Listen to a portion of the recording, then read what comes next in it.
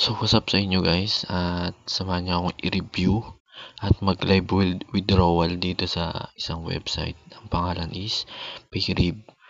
So, maraming gumagamit nito kasi marami daw naka-withdraw ng 100,000 nang manonood ka lang ng ads. So, dito lumalabas yung ads. Yan, yan, yan.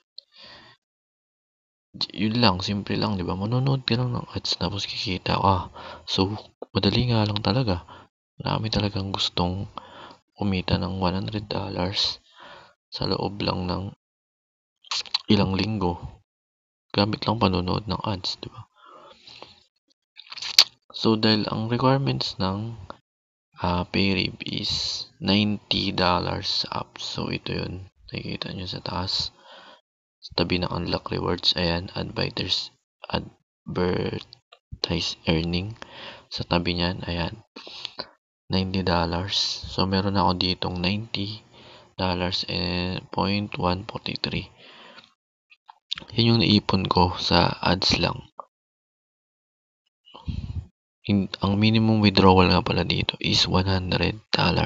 So, $90 ads at $10 para sa invites. So, meron akong $90 at meron na akong 10 invites. So, ito yung pinaka-total lang na-earn ko. Ayan, nasa taas. $101.143. So, naka-invite ako ng 11. So, ito yung mga referral. Ayan, 11 yung na-invite ko. 12 yan. Kaya lang na-pending yung isa. Madali lang maka-invite. So, may trick dyan. Madali lang. Ngayon, inaipon ko tong $90 sa loob ng halos isang buwan din. Susumahin ko, isang buwan din siya. Napakatagal. At yun na nga, mag-live withdrawal na tayo. Kung legit ba or hindi, kayo na magsabi sa akin kung mag-live withdrawal na tayo. Yan yung account ko, naipon ko is $101.143. So, dapat yan, pwede na ako maka-withdraw. Try na natin mag-withdraw. Refresh muna natin. Payout option. So, dito yan, payout option. Marami siyang pwedeng pag-withdrawal. Ayan, mamimili ka lang dyan. So, magla-live withdrawal tayo ngayon. So, ang gagamitin natin is PayPal. Tingnan nyo kung makaka-withdraw ako o hindi.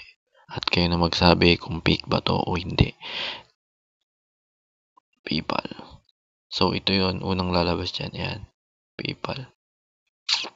Ayan. So, ang kailangan niya is value of 100,000 to $1,000. So, click na natin yung withdraw. At ayan ang lumabas. You need to collect at least $100 of work amount. So, naka $100 na ako, pero yan pa rin yung lumalabas. Yan ang lalabas sa'yo kapag nag-withdraw ka ng kulang yung amount. Pero naka $100 na ako at yan pa rin yung lumabas. So, titignan natin click natin tong how does it works. So, ayan, nakalaman dyan kung paano mo makukuha yung $100. At ang sabi nga dito, minimum withdrawal is $100. Ang kailangan mo is $90 na galing sa ads, sa panonood lang ng ads. At yung 10 is galing sa invite, which is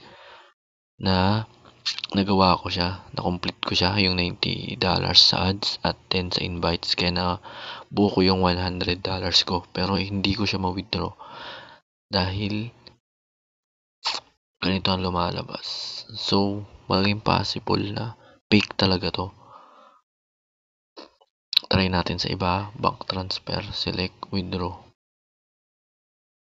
So, yun. Same lang din yung lumalabas. Sa kabila, same lang din. Yun lang. Paulit-ulit lang yan, guys. Matry natin lahat para makita nyo. Cash app. So, ayaw niya. Fix transfer. Withdraw. Ayaw niya rin. PayPal, syempre. Ayaw niya din. Xbox. Ayaw niya din. So, Google Play, wala rin. So, kayo na magsabi kung itutuloy nyo pa, kung ginagrind nyo tong website na to at itutuloy nyo pa. Kayo nang bahala. Kasi yung mga nakikita kong live withdrawal sa mga YouTube is edited. So, ito guys, hindi to edited. Ako na nagsasabi sa inyo. Ayan o, $90. Wala. So, hindi ka talaga makaka-withdraw dito guys. Yun, so fake siya. At kung ginagrind mo pa to, ikaw na bahala. Decision mo kung magpapatuloy ka pa o hindi. Kung gusto nyo ng mga ganitong content, comment lang kayo kung ano yung gusto nyo pa-review sa akin. At gagawin natin ng paraan. At gagawin natin ng review para makita nyo yung live withdrawal. Maraming salamat. Like, comment, and subscribe.